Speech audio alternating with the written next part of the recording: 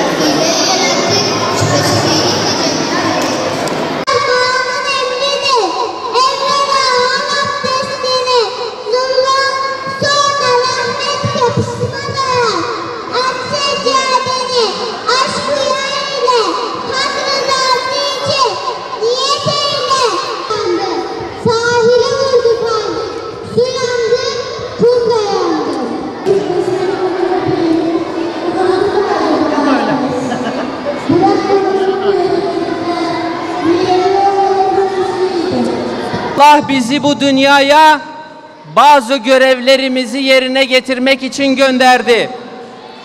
Bunların birinci sırasında ne yer alıyor? Duyamadım.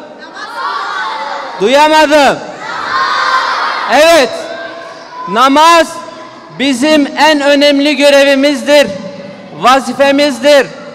Bu görevimizi yerine getirmeliyiz, ihmal etmemeliyiz. Çünkü bunu bizi Yaradan emrediyor.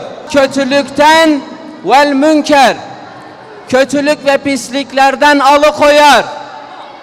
Nasıl bir ibadetmiş namaz? Kötülük ve pisliklerden bizi uzaklaştıran bir ibadet. Namazı önemsemeliyiz. Çünkü Peygamber Efendimizin biz Müslümanlara en önemli tavsiyesi namazdır. Namaz ancak ve ancak bizi cennete götürür. Yine Allah Peygamber Efendimiz'e namaz ile ilgili şöyle buyuruyor. Peygamber'e de ki diyor: "Kul inne salati ve nusuki ve mahyaya ve memati." De ki benim namazım, ibadetlerim, hayatım ve ölümüm alemlerin Rabbi olan Allah içindir. Boyunca ibadet etmek, yani namaz kılmaktır. Bunu bize Allah emrediyor. Biz bunu yerine getirmekle görevli Müslümanlarız. Ne yaptık? Yaz boyunca namaz eğitimi aldık, değil mi? Namazın bir parçası da abdestti. Yani bize şunu öğretti abdest: Biz Allah'ın huzuruna temiz bir şekilde çıkmalıyız. Sizde cennetin anahtarı var mı? Cennetin anahtarına sahip misiniz? Evet. Duyamadım. Evet. Çok güzel. Evet. Bir anahtarımız var. Cennete bizi sokacak bir anahtarımız var. Ama uyarıyoruz. Bu anahtarı kaybetmeyin.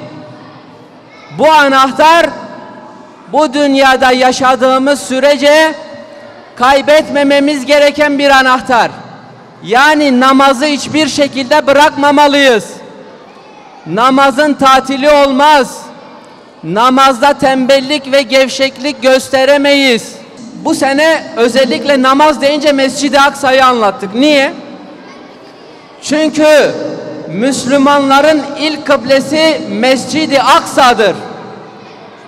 Müslümanlar Hz. Muhammed Aleyhisselatü Vesselam ve onun arkadaşları 11 yıl boyunca Mescid-i Aksa'ya dönerek namaz kılmışlardır.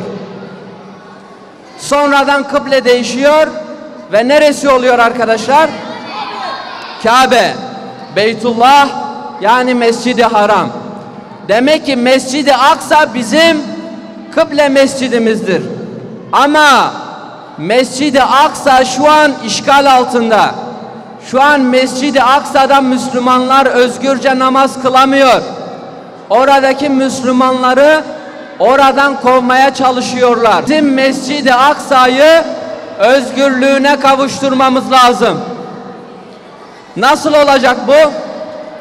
Bununla ilgili Kudüs'ü işgal altından bir kere kurtaran bir komutan var. Bize yol gösteren bir komutan. Bize örnek olan bir komutan. Onun ipucunu bugün açıklayacağız. O bize yol gösterecek. Kimdir Kudüs'ün fatihi?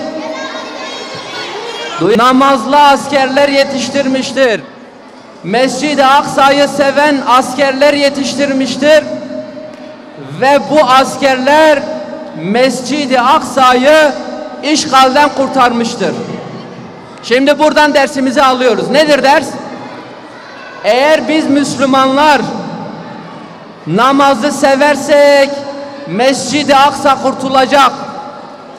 Eğer biz camiyi seversek Kudüs tekrardan Müslümanların olacak. Ama eğer biz namazlarımızda gevşeklik gösterirsek maalesef oradaki Müslüman kardeşlerimiz zulüm görecek ve şehit olmaya devam edecek. Şimdi namazın ne kadar güzel bir ibadet olduğunu anladınız mı?